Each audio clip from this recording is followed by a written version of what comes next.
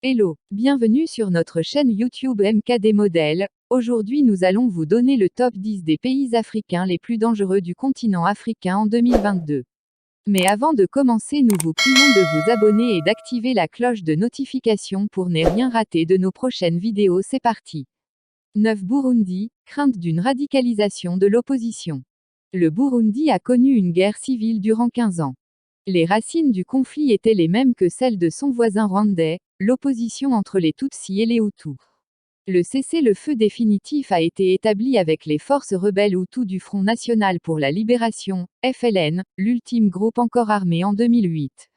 Ce dernier, renonçant à la lutte armée, est devenu un parti politique. La tenue d'élections en 2010 était donc un test pour la stabilité politique du pays. Première étape, les élections locales ont conduit à la victoire du parti au pouvoir, le Conseil national pour la défense de la démocratie et des forces de défense de la démocratie, CNDD-FDD, avec 64% des voix. Le résultat, reconnu par la communauté internationale, a été contesté par l'opposition, le FLN en tête. 10. Éthiopie, risque de résurgence des conflits antérieurs. L'Éthiopie a encore des relations tendues avec son voisin érythréen, plus de 10 ans après la fin de la guerre qui les a opposés. Malgré la reconnaissance de la frontière établie par la Cour de justice internationale, le pays n'a pas entièrement retiré ses troupes de la région de Badmi, au nord, attribuée à l'Érythrée. Par ailleurs, l'Éthiopie est confrontée à deux mouvements autonomistes sur son territoire. Le premier, le Front de libération Oromo, touche une région très stratégique au sud-ouest, la plus peuplée d'Éthiopie et qui recèle d'importantes ressources naturelles. Le second, le Front national de libération de l'Ogaden, est basé à l'est, à la frontière avec la Somalie, et est doté d'une branche armée. 8. Zimbabwe, reprise des violences politiques. Le Zimbabwe, sous le régime autoritaire de Robert Mugabe, au pouvoir depuis 1980 en tant que Premier ministre puis président à partir 1987, a connu une vague de violence après l'élection présidentielle controversée en 2008. Robert Mugabe et Morgan Tsvangirai, son principal rival, ont tous deux revendiqué la victoire au premier tour. Après le retrait de la course du second, le premier a été élu président et un accord de partage du pouvoir fut signé en septembre 2008. La situation politique du pays a donné des signes d'apaisement en 2009 avec la mise en place d'un régime à deux têtes avec comme président, Robert Mugabe et comme Premier ministre Morgan Tsvangirai. Cette organisation bicéphale était provisoire et devait donner lieu à la rédaction d'une constitution, préalable à la tenue d'une nouvelle élection présidentielle. 7. Tchad, pacification des relations de voisinage. Le Tchad a sensiblement amélioré sa situation grâce à l'amélioration des relations avec les pays limitrophes. En 2009, la signature des accords de Doha avec le Soudan a amorcé une pacification des rapports entre les deux. En 2010, une force mixte composée de troupes du Tchad et du Soudan a été officialisée. Cette embellie n'est pas sans conséquence sur le conflit à l'est, hérité des tensions au Darfour, de l'autre côté de la frontière. Le gouvernement soudanais a en effet retiré son soutien aux rebelles opérant au Tchad. Par conséquent, malgré quelques soubresauts, il a été mis fin à l'intrusion de bandes armées au Tchad, avec la défaite des rebelles de l'Union des forces de la résistance et la signature à Doha de l'accord sur la normalisation et de sécurisation des frontières entre le Tchad et le Soudan PDF, en janvier 2010 à N'Djamena, la capitale tchadienne, et qui fut suivie en février d'une visite du président tchadien Idriss Déby à Khartoum, capitale soudanaise. 6. Nigeria, entre guerre de religion et guerre économique. L'instabilité qui règne dans le centre et le sud du pays ne s'est pas calmée avec la réélection de Goodluck Jonathan en avril 2011. Le Nigeria, pays le plus peuplé d'Afrique avec ses 155 millions d'habitants, est marqué par un conflit au centre, dans la région de Jos. Des tueries entre musulmans et chrétiens ont provoqué près de 20 000 morts sur les 10 dernières années. 2010 a été ponctué par des meurtres de chrétiens et de musulmans. Le motif religieux souvent évoqué n'est pas l'unique raison à ce conflit. Des motivations économiques ont conduit à la migration vers le sud, majoritairement chrétien, des éleveurs chrétiens sans terre. Une autre bataille économique se joue dans le delta du Niger, au sud. Le gouvernement nigérian est aux prises avec un groupe terroriste. Ce dernier attaque les installations et le personnel des compagnies pétrolières. Appelé Mouvement pour l'émancipation du delta du Niger, MEND, il a multiplié les enlèvements d'expatriés et les attaques sur les oléoducs, réduisant à néant les tentatives d'armistice engagées par l'État. De 2006 à 2008, le pays aurait perdu un quart de sa production pétrolière à cause de ces attaques.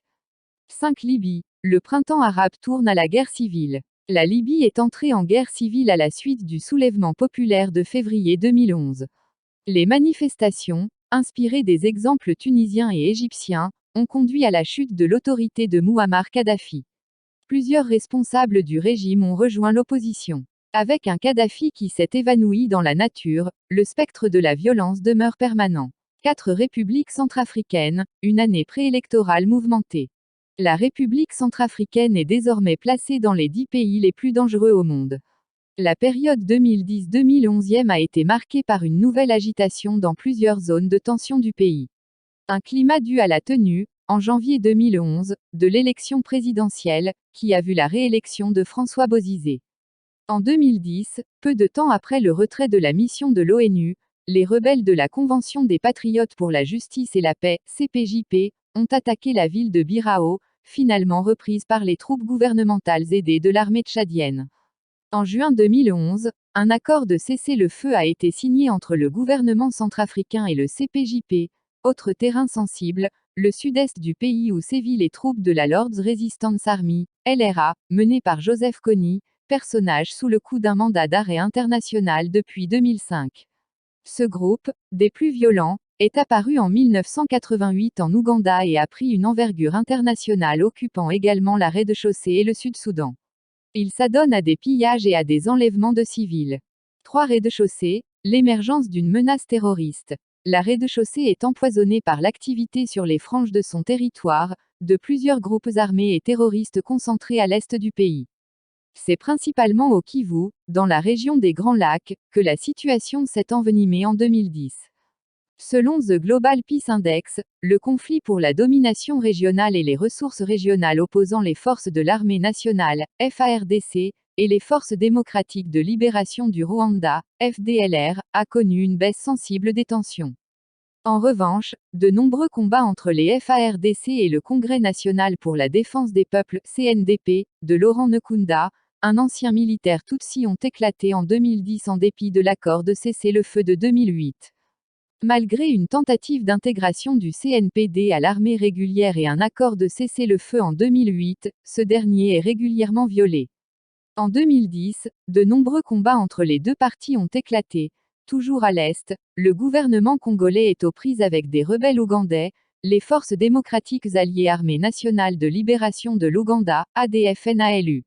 Or, en 2010, les soupçons de lien entre ces derniers et les Chebabs somaliens, un groupe islamiste fondamentaliste proche d'Al-Qaïda, se sont confirmés. De Soudan, des solutions politiques aux conflits fragiles. En 2010, la situation du Soudan, déjà mauvaise, a empiré. Le pays est en proie depuis plusieurs années à deux conflits intérieurs lourds de conséquences sur les plans humains et politiques. Selon The Global Peace Index, le nombre total de réfugiés et déplacés à l'intérieur du pays s'élève à 5,3 millions de personnes. Au sud, le conflit du Soudan du Sud est en voie d'achèvement avec le référendum d'autodétermination qui s'est tenu en janvier 2011 et qui a abouti à la proclamation, le 9 juillet, de la République du Soudan du Sud.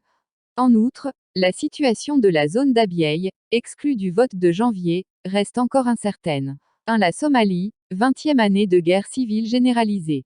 La Somalie est plongée depuis 1991 dans une guerre civile. Un conflit qui oppose le gouvernement fédéral de transition, soutenu par l'ONU et conduit par le président Sheikh Sharif Sheikh Ahmed, à plusieurs groupes de rebelles islamistes, pour certains proches d'Al-Qaïda. Non reconnu à l'intérieur du territoire somalien, le gouvernement de Sheikh Sharif Sheikh Ahmed n'arrive pas à imposer un État opérationnel sur l'ensemble du pays. Le seul morceau de territoire qu'il contrôle encore est une partie de la capitale Mogadiscio. La ville est le théâtre régulier, notamment en 2010, de combats violents entre les deux camps pour en conserver la maîtrise.